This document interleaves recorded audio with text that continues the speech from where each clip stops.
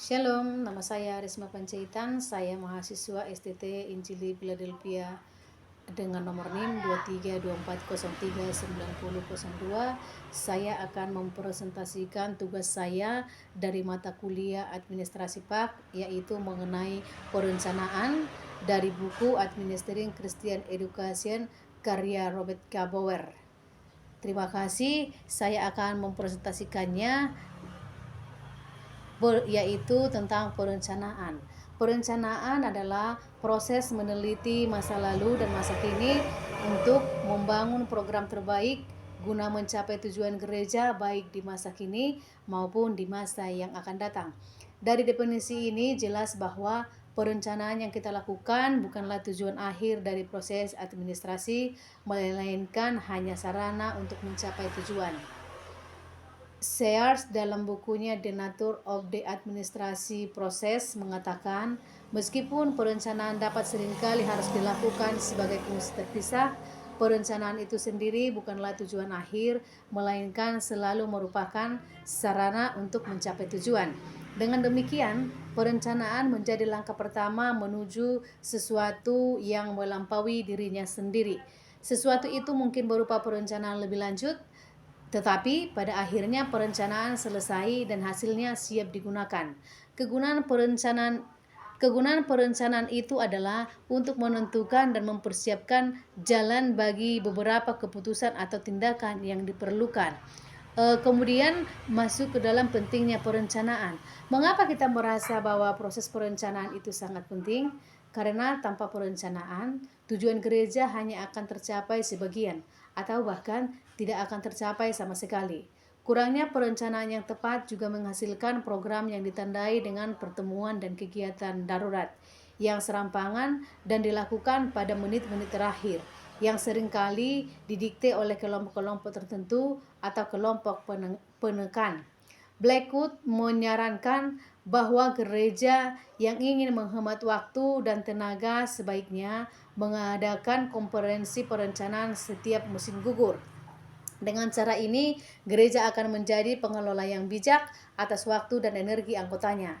Di musim gugur, banyak pendeta mengatur konferensi perencanaan, atau lebih tepatnya, mereka bekerja sama dengan para pengurus untuk membuat pengaturan tersebut di tempat yang tenang dan jauh dari gereja.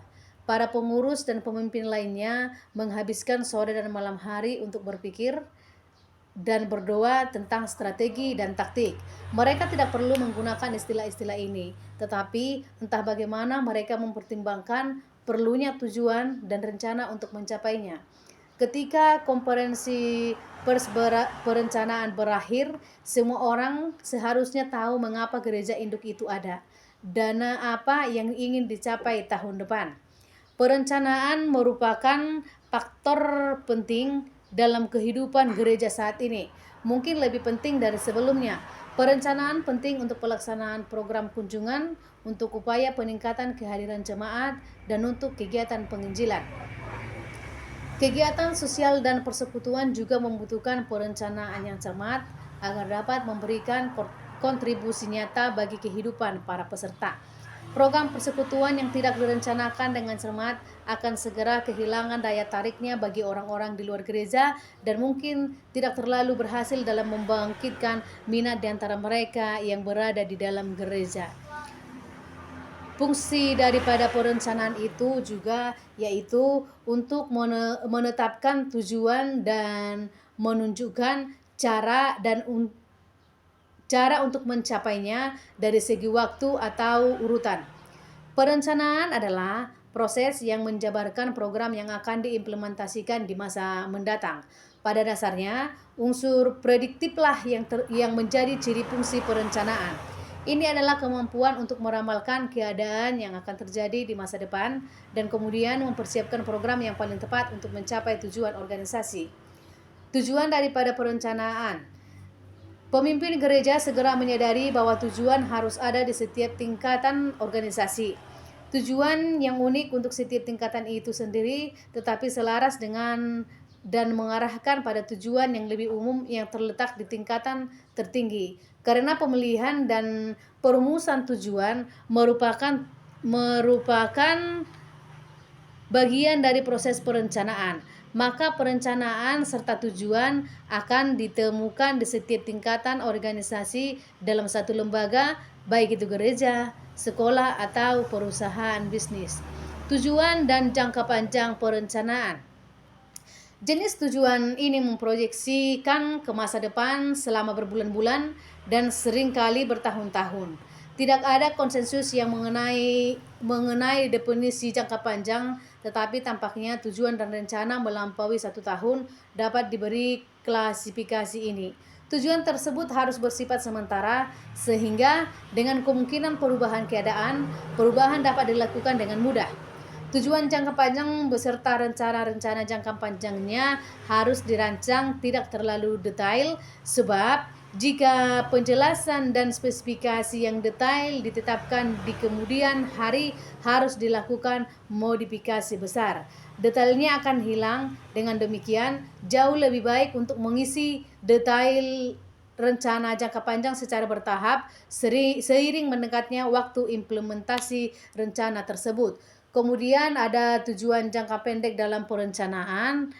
Tujuan di sini dapat digambarkan sebagai tujuan yang harus dicapai dalam satu tahun atau kurang. Misalnya, jika pada bulan September sebuah departemen sekolah minggu gereja dewasa yang besar menetapkan tujuan untuk mengunjungi seluruh anggotanya selama bulan Januari berikutnya, maka sebagian besar detail program tersebut pasti akan dalam bentuk final pada tanggal 1 Desember. Nah, prinsip umum yang terlihat adalah semakin sedikit waktu yang tersedia untuk mencapai tujuan atau semakin sedikit waktu sebelum rencana akan dimulai, semakin spesifik detail yang harus diperhatikan pada tahap awal perencanaan. Kemudian di dalam menentukan perencanaan juga ada kalender.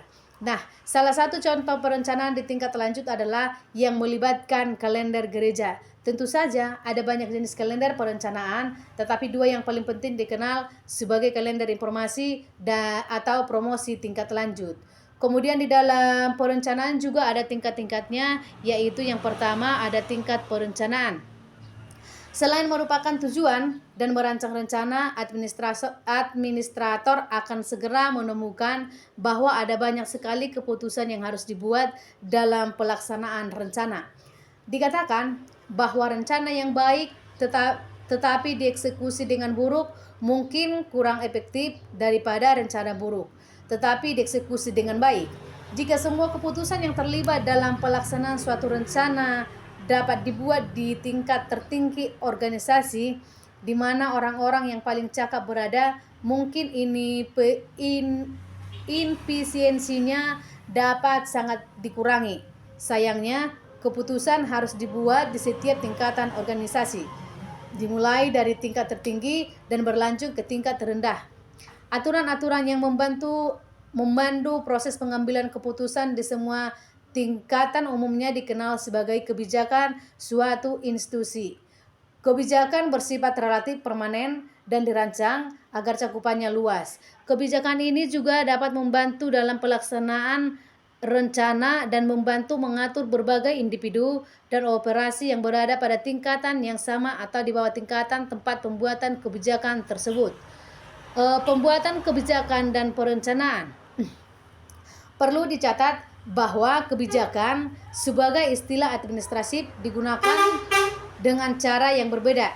Simon dalam bukunya Administrative Behavior membahas penggunaan istilah ini oleh penulis lain ketika ia mengatakan bahwa kebijakan dapat berupa aturan umum yang ditetapkan oleh atasan yang bekerja di berbagai tingkatan organisasi untuk membatasi penilaian individu yang tidak terkendali oleh bawahan mereka dalam hal prosedur administratif, atau peraturan yang lebih penting menetapkan istilah kebijakan dan pada akhirnya mencakup di bawah konsep rencana tetap. Rencana tetap yang digunakan berulang kali mencakup kebijakan, struktur organisasi, prosedur standar, dan metode standar. Bagaimanapun, kebijakan adalah prinsip-prinsip umum operasional yang memberikan panduan, stabilitas, dan konsistensi bagi suatu organisasi. Nilai kebijakan terletak pada sifatnya yang cepat.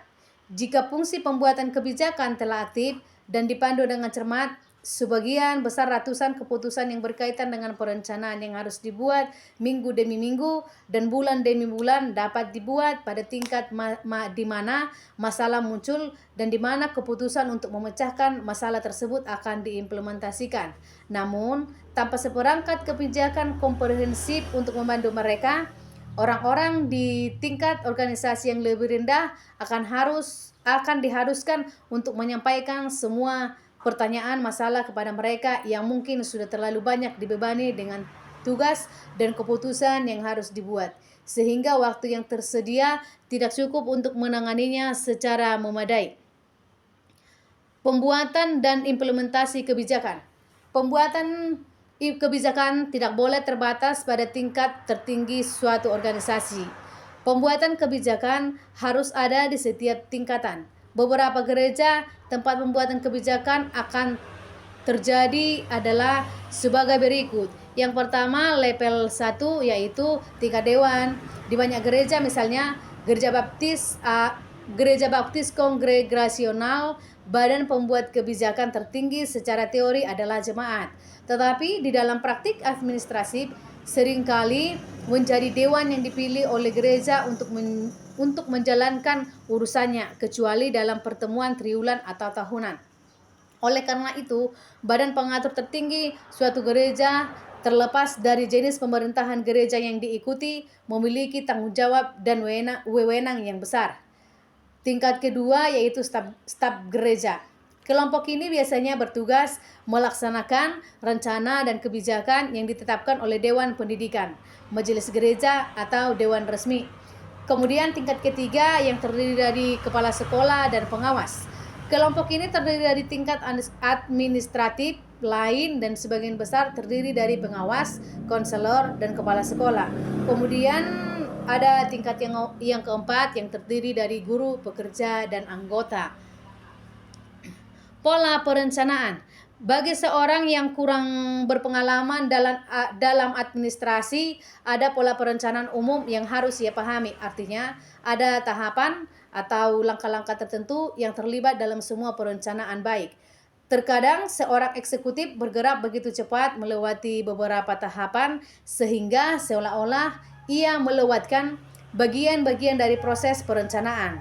Tetapi setelah diperiksa dengan cermat, akan ditemukan bahwa ia telah melalui setiap tahapan baik secara sadar maupun tidak sadar. Yang pertama yaitu mendefinisikan masalah. Langkah pertama dalam perencanaan melibatkan isolasi dan penelitian yang cermat terhadap masalah yang dihadapi oleh suatu kelompok. Pertanyaan yang harus diajukan adalah, apa sebenarnya sifat dari masalah ini? Dan apakah kita memiliki lebih dari satu masalah di sini? Salah satu metode untuk memastikan bahwa masalah telah diuraikan dan didefinisikan dengan benar adalah dengan menuangkannya ke dalam bentuk kalimat atau frase pendek dan sederhana. Yang kedua, yaitu menyarankan solusi yang mungkin. Masalah kita mungkin adalah memerangi kenakalan remaja. Mungkin juga masalah memilih atau relokasi gereja atau perluasan fasilitas yang ada. Apapun sifat masalahnya, setelah didefinisikan, langkah selanjutnya adalah menetapkan beberapa solusi spesifik. Yang ketiga yaitu mengumpulkan data yang relevan. Tidak cukup hanya memilih solusi atau rencana spesifik yang tampaknya paling memuaskan. Sebaliknya, kita harus mengumpulkan data sebanyak mungkin untuk mengkoordinasi atau menolak pilihan yang telah kita buat. Yang keempat yaitu memprediksi masa depan. Memprediksi sampai batas tertentu tersirat dalam langkah sebelumnya. Namun hal itu tidak berarti tidak hanya melihat rencana yang tampaknya paling diinginkan untuk saat ini, tetapi juga rencana yang tampaknya yang paling diinginkan untuk masa depan. Yang kelima yaitu perlunya pengambilan keputusan. Ada yang berpendapat bahwa langkah ini seharusnya tidak sulit jika semua langkah sebelumnya telah dilakukan dengan cermat. Namun, Simon tidak setuju dengan pandangan ini. Ia dengan jelas menyatakan bahwa pengambilan keputusan sangat sulit karena terjadi dalam lingkungan yang melibatkan faktor psikologis dan sosiologis. Ia mengatakan bahwa faktor-faktor tertentu yang terdapat dalam lingkungan cenderung sangat mempengaruhi proses pengambilan keputusan. Yang keenam yaitu menyusun rencana. Hasil dari proses pengambilan keputusan adalah pemilihan tujuan, cara pelaksanaannya, dan garis besar poin-poin evaluasi yang harus dilakukan. Dengan kata lain, rencana komprehensif disusun secara lebih rinci. Yang ketujuh yaitu penerimaan rencana. Hal ini juga harus dilakukan oleh dewan atau kelompok yang berwenang. Di sebagian besar gereja, rencana yang berkaitan langsung dengan seluruh anggota jemaat diputuskan melalui pemungutan suara pada rapat bisnis resmi gereja. Hal ini tidak hanya tepat, tetapi juga demi kepentingan terbaik gereja karena dana yang diperlukan untuk pelaksanaan rencana akhir berasal dari jemaat. Yang kedelapan yaitu mengamankan data dan personel. Langkah terakhir berkaitan dengan pengamanan, dukungan keuangan, dan kepemimpinan yang tepat. Penggalangan dana yang efektif dan pemilihan kepemimpinan memberikan dasar bagi pelaksanaan rencana gereja. Berikutnya yaitu perencanaan pengkondisian faktor. Mungkinkah seorang eksekutif gereja menghabiskan lebih banyak waktu untuk perencanaan daripada hasil yang diperoleh dari perencanaan tersebut? Kapan kita dapat mengatakan bahwa perencanaan yang berlebihan telah terjadi? Tentu saja tidak. Ada saran berikut mungkin bermanfaat. Ketika seorang mulai menghabiskan lebih banyak waktu dalam merencanakan acara itu sendiri, ia harus mempertanyakan apakah acara tersebut lebih sepadan dengan waktu yang diinvestasikan. Ini tidak berarti bahwa ia harus menolak untuk menginvestasikan lebih banyak waktu dalam perencanaan daripada yang dibutuhkan untuk acara tersebut. Namun, ia harus yakin bahwa acara tersebut sangat penting jika membutuhkan waktu tahunan, waktu 2 kali lipat atau lebih. Penyampaian khotbah misalnya adalah kegiatan atletik di piknik gereja tahunan. Ia mungkin akan mempertanyakan nilai yang diperoleh dari waktu yang diinvestasikan. Jika suatu rencana kurang penting dibandingkan rencana atau aktivitas lain, sebaiknya detail rencana tersebut didelegasikan kepada asisten atau disisihkan dan cukup dengan uraian singkat poin-poin utamanya. Kemudian kita masuk ke dalam peran administrator dalam perencanaan. Suka atau tidak suka, seorang administrator pada akhirnya tetap bertanggung jawab atas keberhasilan atau kegagalan semua rencana. Hal ini terutama berlaku untuk pendeta gereja. Orang lain mungkin sepenuhnya bertanggung jawab atas program yang gagal, tetapi dialah sang utama di gereja dan jemaat, atau terkadang bahkan masyarakat akan menuntut pertanggungjawabannya atas setiap kegagalan besar dalam organisasi. Oleh karena itu, ia harus meluangkan banyak waktu untuk merencanakannya. Yang berikutnya yaitu 3 jenis perencanaan. Dari waktu ke waktu akan muncul situasi yang menuntut agar semua kegiatan dihentikan dan setiap sumber daya yang tersedia difokuskan pada masalah yang ada. Jenis perencanaan lain yang harus dilakukan oleh administrator melibatkan hal-hal baru dan tidak biasa, seperti kebutuhan tak terduga akan peralatan tambahan, perluasan fasilitas gereja, atau perekrutan personel baru. Meskipun situasi seperti ini bukanlah jenis darurat, situasi ini membutuhkan perencanaan yang berada di antara rutinitas dan hal-hal mendesak. Memotivasi personel. Melaksanakan rencana tidak selalulah mudah, namun jika administrator mengikuti 3 saran ini, ia akan mendapat hasil yang lebih memuaskan. Pertama, ia tidak boleh bersikeras bahwa rencana harus sempurna dalam setiap detail sebelum diimplementasikan. Beberapa hal dapat direncanakan. Pertama, rencana harus disusun seiring berjalannya tahapan-tahapannya. Menegaskan pada rencana yang sempurna pada dasarnya sama dengan mengutuk setiap tindakan untuk memulai rencana, selagi orang-orang masih tertarik dan termotivasi. Kedua, mereka yang bertugas melakukan rencana tersebut harus memiliki kesempatan untuk duduk bersama administrator dalam sesi diskusi, sementara ia menjalankan rencana tersebut sebagai uji coba. Kemudian tanggung jawab.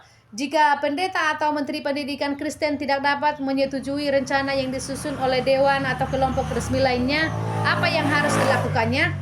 Tentu saja, seorang administrator menyadari bahwa ia akan diminta untuk memikul tanggung jawab akhir atas kegagalan rencana apapun. Oleh karena itu, ia harus tahu bagaimana menyampaikan ide dan alasannya kepada kelompok perencana jika ia merasa bahwa modifikasi tertentu yang disarankan olehnya akan membuat rencana tersebut berakhir. Dari semua penjelasan tentang perencanaan, saya boleh membuat ringkasan tentang perencanaan, yaitu bahwa tidak ada satu lembaga pun yang dapat melakukan semuanya. Pilihan harus dibuat dalam kasus gereja. Faktor-faktor yang memainkan peran penting dalam pemilihan tujuannya adalah faktor lembaga, teologis, sosial, dan psikologis dan geografis. Proses perencanaan tentu saja akan mencerminkan tujuan dan sasaran yang telah dipilih dan akan menentukan jenis program yang akan diikuti gereja. Beberapa prinsip perencanaan yang telah dibahas dalam bab ini adalah: yang pertama, prinsip tujuan. Jika suatu organisasi ingin efektif, maka harus ada dua jenis tujuan. Yang pertama, tujuan jangka panjang yang menjadi dasar rencana jangka panjang, dan yang kedua, tujuan jangka pendek yang menjadi dasar rencana pendek, yaitu tujuan yang harus dicapai dalam waktu kurang dari 1 tahun. Kemudian adanya prinsip investigasi. Rencana harus didasarkan pada fakta dan tren sejauh memungkinkan oleh personel dan fasilitas penelitian. Kemudian adanya prinsip kontinuitas. Perencanaan yang baik tidak hanya mempertimbangkan kondisi masa lalu dan masa kini suatu organisasi, tetapi juga berupaya memprediksi dan mempersiapkan masa depan sehingga koherensi dan kesatuan menjadi ciri program tersebut. Berikutnya, prinsip fleksibilitas. Rencana harus cukup fleksibel sehingga modifikasi dapat dilakukan tanpa kehilangan waktu dan tenaga yang serius. Berikutnya, prinsip tanggung jawab. Prinsip pembuatan kebijakan. Aspek tertinggi dari perencanaan adalah pembuatan kebijakan. Hal ini harus terjadi di semua tingkatan organisasi, tetapi terutama di tingkatan tertinggi. Kemudian prinsip tanggung jawab. Setelah seorang administrator menyetujui serangkaian rencana, ia bertanggung jawab atas keberhasilan dan kegagalan rencana tersebut. Ia tidak dapat dan seharusnya tidak menerima tanggung jawab atas proyek yang berhasil jika ia menolak untuk menerima tanggung jawab atas proyek yang tidak berhasil. Demikian presentasi saya mengenai perencanaan. Saya menyadari banyaknya kekurangan daripada presentasi ini. Terima kasih. Shalom.